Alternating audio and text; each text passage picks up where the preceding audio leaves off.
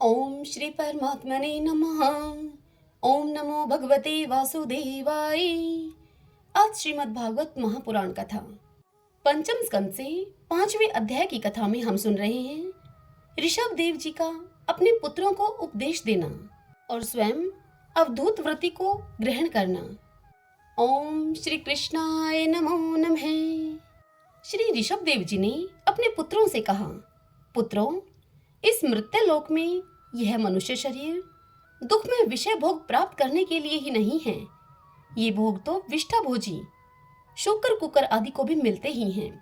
इस शरीर से दिव्य तप ही करना चाहिए जिससे कि अंतःकरण शुद्ध हो, क्योंकि इसी से अनंत ब्रह्मानंद की प्राप्ति होती है।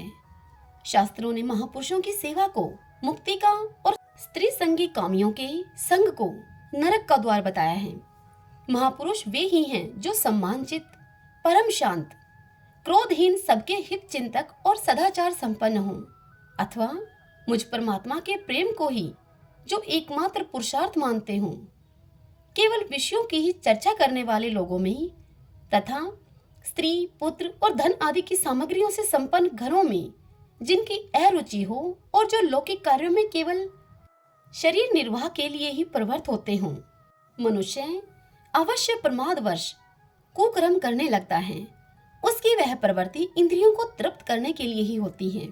मैं इसे अच्छा नहीं समझता, क्योंकि इसी के कारण आत्मा को यह असत और दुखदायक शरीर प्राप्त होता है।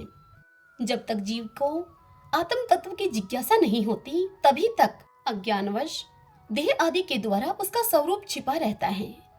जब तक यह लौकिक वैदिक कर्मों में फंसा रहता है, तब तक मन में कर्म की वासनाएं भी बनी ही रहती हैं और इन्हीं से देह बंधन की प्राप्ति होती है। इस प्रकार अविद्या के द्वारा आत्म स्वरूप के ढक जाने से कर्म वासनाओं के वशीभूत हुआ चित्त मनुष्य को फिर कर्मों में ही प्रवृत्त करता है। अतः जब तक उसको मुझ वासुदेव में प्रीति नहीं होती, तब तक वह देह बंधन से छूट नहीं सकता। स्वार्थ में पागल जीव जब तक विवेक दृष्टि का आश्रय लेकर इंद्रियों की चेष्टाओं को मिथ्या नहीं देखता, तब तक आत्म स्वरूप की स्मृति खो बैठने के कारण वह अज्ञानवश विषय प्रधान ग्रह आदि में आसक्त रहता है और तरह तरह के कलेश उठाता रहता है। स्त्री और पुरुष इन दोनों का जो परस्पर दाम्पत्य भाव है, इसी को पंडित जन उनके हृदय की दूसरी स्थूल एवं दुर्भेद ग्रंथि कहते हैं। देह अभिमानी रूपी एक एक सूक्ष्म ग्रंथि तो उनमें अलग अलग पहले से ही है। इसी के कारण जीव को देह इंद्रिय आदि के अतिरिक्त घर, खेत, पुत्र, स्वजन और धन आदि में भी मैं और मेरेपन का मोह हो जाता है। जिस समय कर्म वासनाओं के कारण पड़ी हुई इसकी यह दृढ़ हृदय ग्रंथि ढीली हो जाती है, उसी समय यह दाम्पत्य भाव से निर्वर्त हो जाता है और संसार के हेतुभूत अहंकार को त्याग कर सब प्रकार के बंधनों से मुक्त होकर परम पद को प्राप्त कर लेता है।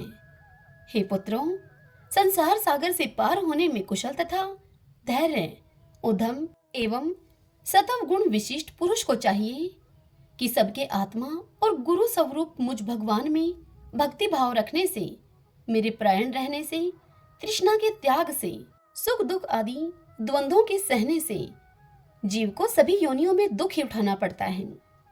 इस विचार से, तत्व जिज्ञासा से, तप से, सकाम कर्म करने से, त्याग से, मेरे ही लिए कर्म करने से, मेरी कथाओं का नित्य प्रति श्रवण करने से, मेरे भक्तों के संग और मेरे गुणों के कीर्तन से, वैर त्याग से, क्षमता से, शांति से और शरीर तथा घर आदि में मैं मेरेपन के भाव को त्यागने की इच्छा से, अध्यात्म शास्त्र के अनुशीलन से, एकांत सेवन से, प्राण, इंद्रिय और मन के संयम से, शास्त्र और सत्पुरुषों के वचन में यथार्थ बुद्धि रखने से, पूर्ण ब्रह्मचार्य से, कर्तव्य कर्मों में निरंतर सावधान रहने से, वाणी के संयम से, सर्वत्र मेरी ही सत्ता देखने से, अनुभव ज्ञान सहित तत्व विचार से और योग साधना से अहंकार रूप अपने लिंग शरीर को लीन कर दे।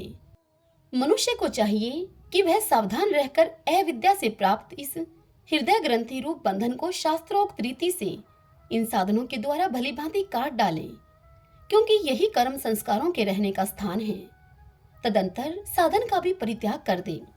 जिस मनुष्य को मेरे लोक की इच्छा हो अथवा जो मेरे अनुग्रह की प्राप्ति को ही परम पुरुषार्थ मानता हो, वह राजा हो तो अपनी ऐप बोध प्रजा को, गुरु अपने शिष्य को और पिता अपने पुत्र को ऐसी ही शिक्षा दे।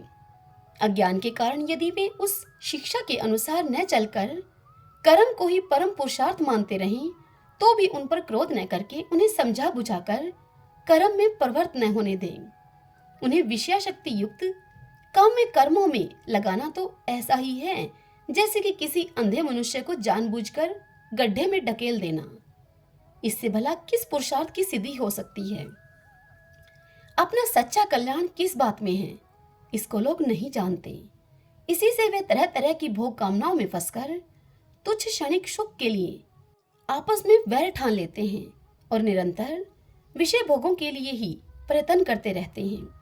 वे मूर्ख इस बात पर कुछ भी विचार नहीं करते कि इस वैर विरोध के कारण नरक आदि अनंत घोर दुखों की प्राप्ति होगी।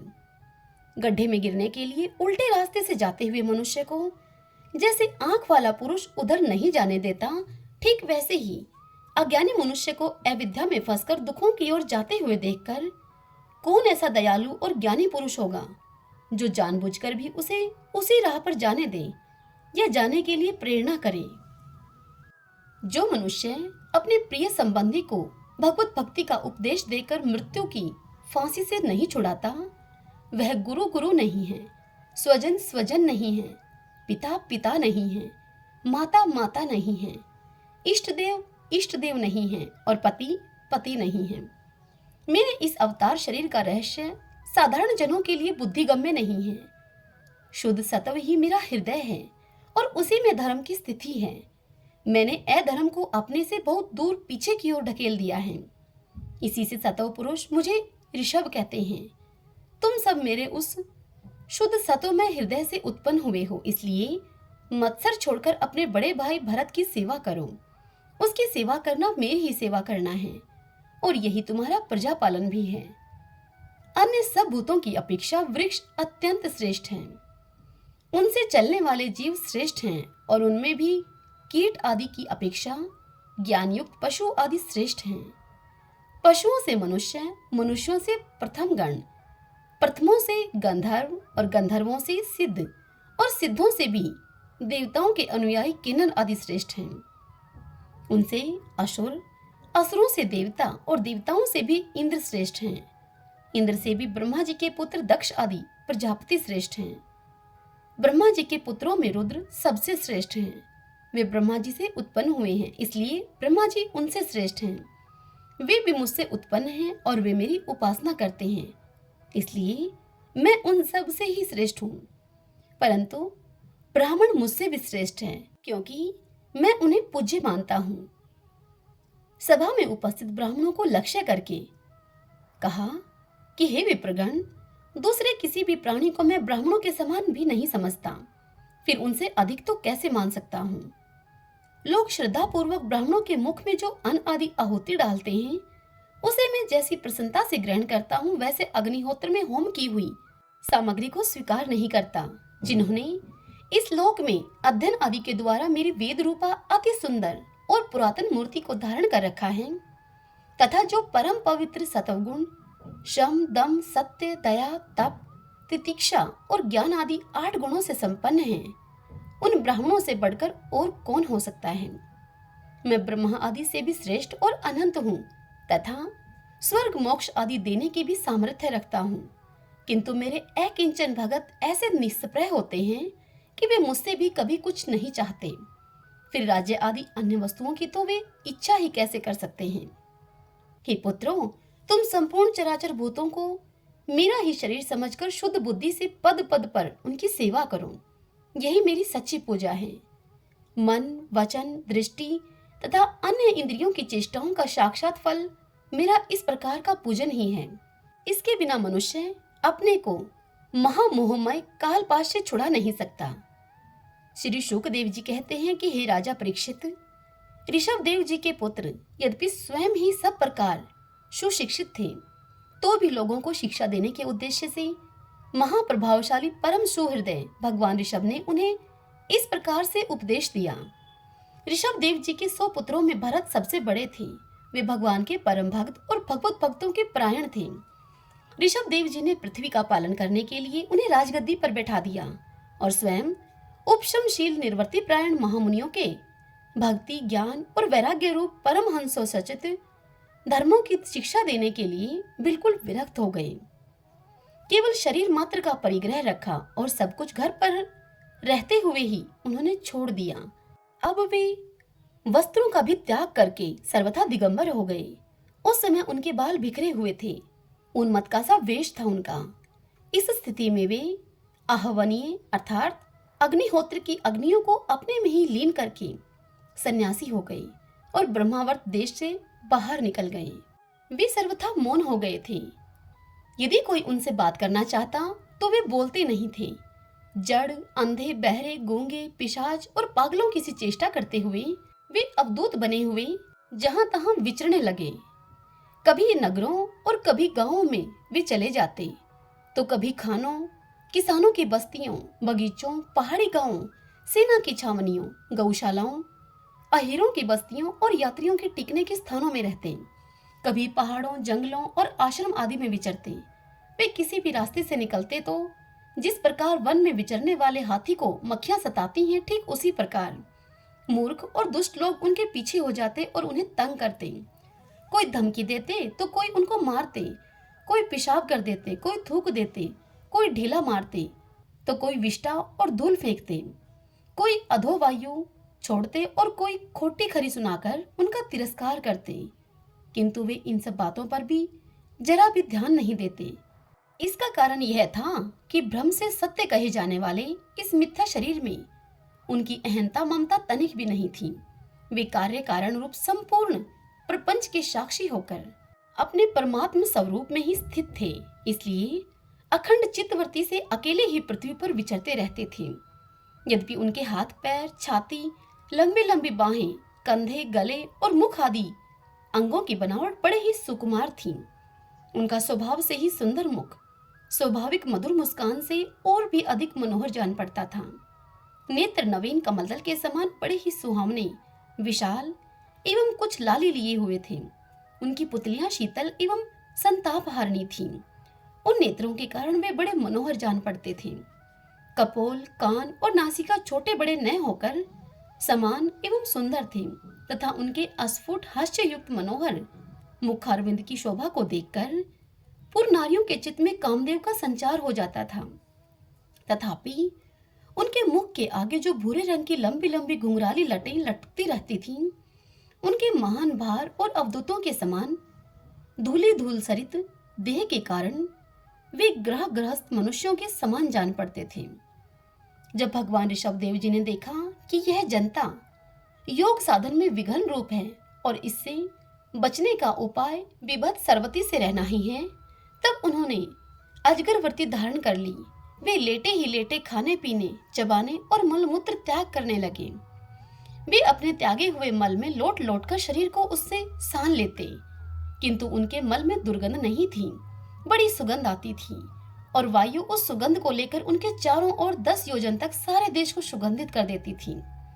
इसी प्रकार गौ में मृग और काक आदि की वृत्तियों को स्वीकार करके वे उन्हीं के समान कभी चलते हुए, कभी खड़े खड़े, कभी बैठे हुए और कभी लेटे लेटे ही खाने पीने और मलमूत्र का त्याग करने लगते थे। हे राजन, हे परीक्षित, सुनो, परमहंसों को त्याग के आदर्श की शिक्षा देने के लिए इस प्रकार मोक्षपति भगवान ऋषभदेव ने कई तरह की योगचर्याओं का आचरण किया।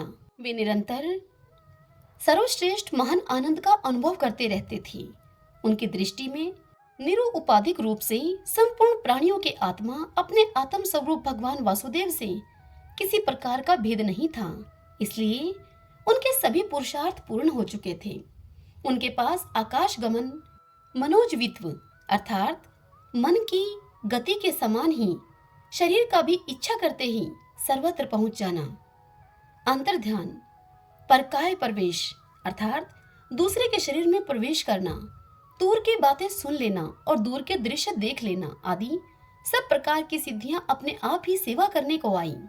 परंतु हे परीक्षित, ऋषभ देव जी ने उन सिद्धियों का मन से आदर भी नहीं किया और न ही उनको ग्रहण किया। हरि ओम तत्सत। ओम नमो नारायण। ओम नमो नारायण। भक्तजनों, आज की यह कथा यहीं समाप्त हुई। इससे आगे की कथा हम कल अगले वीडियो में सुनेंगे।